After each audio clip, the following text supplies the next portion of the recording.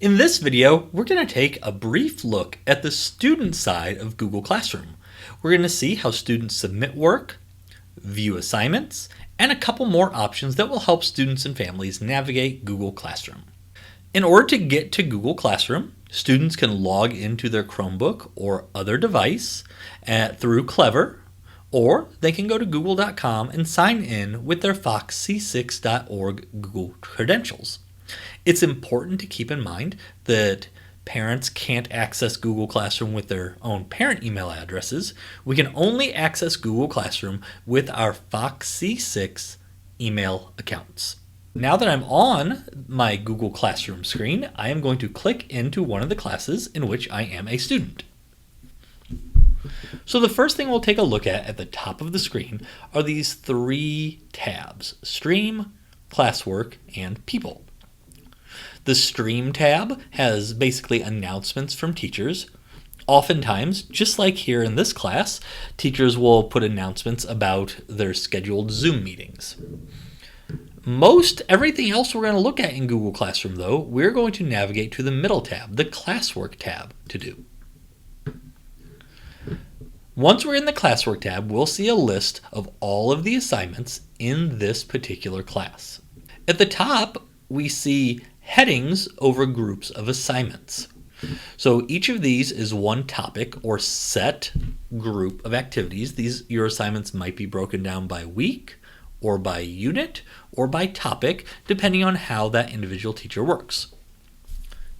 Along the left side of the screen, if the teacher utilizes these topics, we can click to view all the assignments from one particular topic. Or click All Topics to view all of them at once. At the top of the screen, you see a button that says View Your Work. If we click on that, we'll see all of the work assigned to our student in this class.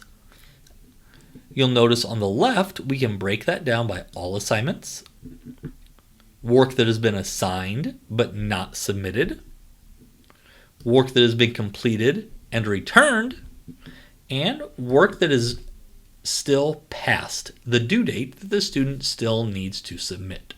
If a student has multiple classes in Google Classroom, they can come to the top left corner of the screen and click what I like to call the hamburger and hit the To Do button. What this will do is give the students a list of all assignments from all of their classes, work that is assigned, missing, and work that has been completed. Finally, I'll hit the hamburger one more time and click back into the class we were exploring. And what we're going to do here, we are going to take a look at an assignment in Google Classroom and how you can submit the work assigned to you. So we'll click on this assignment 202 and click View Assignment. Once I click View Assignment, there are a couple of things that I want you to pay very close attention to. We see the assignment title at the top. Below the title of the assignment, we see the date that the assignment is due, or in this case, that it was due. Below that, we have a description of the assignment. Below that will be any resources linked to this assignment by the teacher. So in this case, there's a video to watch to go along with this assignment.